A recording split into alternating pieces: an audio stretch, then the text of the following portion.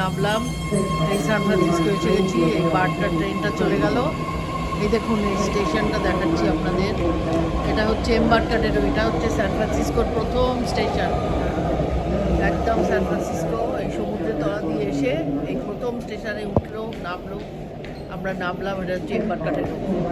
ঠিক আছে, এরপর এখান থেকে বাসে যাব। আমি অনেকটা হাঁটতে হবে, হেঁটে তারপরে বাসে যাব, সেটা আপনাদের দেখাবো।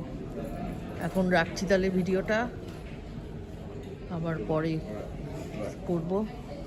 একদিকে লাইন, এটা সান ফ্রান্সিসকো ইন্টারন্যাশনাল যায়, আর একদিকে বে এরিয়া যায়।